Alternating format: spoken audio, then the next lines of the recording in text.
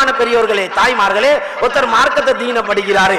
அவர் யோசிக்கிறாரு, சீதனம் இல்லாம நான் திருமணம் முடிக்கணும்னு யோசிக்கிறார். எவ்வளவு பெரிய சோதனைண்டா, இவர் வந்து கேட்கிறாரு, உங்களோட மகள் எனக்கு கல்யாணம் முடிச்சு தாங்க, எனக்கு ஒன்றுமே வேணாம், நான் மகர் தந்து முடிக்கிறேன். உம்மா பாப்பா யோசிக்கிறாங்க, இவருக்கு என்ன சரி நோய்க்கு அல்லாஹ் பாதுகாக்கணும். இவ்வளவு பயங்கரமான சோதனை. ரசூலுல்லாஹி ஸல்லல்லாஹு அலைஹி வஸல்லம் மக்கால இருந்து மதீனாக்கு போறாங்க. மேலான கண்ணியமான பெரியோர்களே, தாய்மார்களே, மதீனாவாசிகள் எல்லாரும் உதவி செஞ்சாங்க. ஒரு விதவை பெண்மணி வந்தாங்க, உம்மு சுலைம் ரலியல்லாஹு அன்ஹா.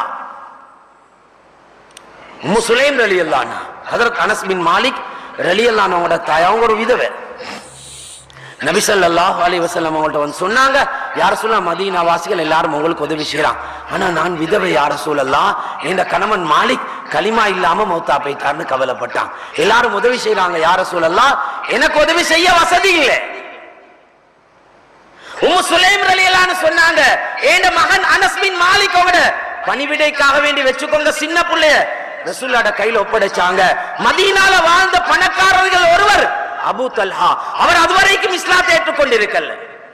உம்மு சுலைம் அன்பு நபிக்கு உதவி செய்யறாங்க. அபூ தல்ஹாட உள்ளத்துல அல்லாஹ் உதிப்ப போடுறான், விதவையான உம்மு சுலைம திருமணம் முடிக்க.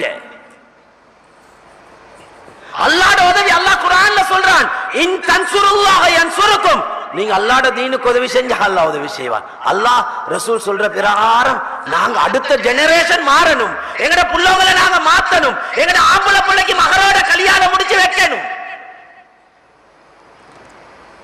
அந்த முடிவுக்கு நாங்க வரணும். உலமாக்கள் இதுக்கு முன்னுக்கு வரணும்.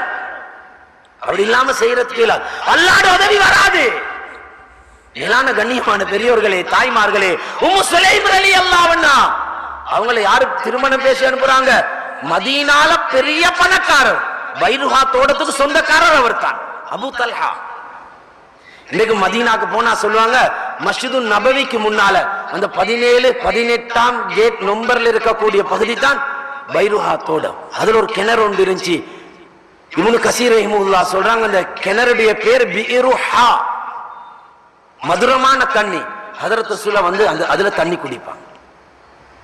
அதுக்கு சொந்தக்காரர் யார்? Abu Talha. அவர் இஸ்லாத்துக்கு வந்து இருக்கல்ல. இவர் திருமணம் பேசி அனுப்புறார்.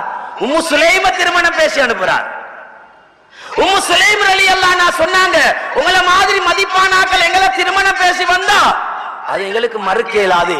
ஆனா எங்களுக்குள்ள பிரச்சனை என்னண்டா, நீங்க களிமா சொல்லணும். களிமா சொன்னாலும் எங்களுக்கு நீங்க மகர் தந்து தான் முடிக்கணும்.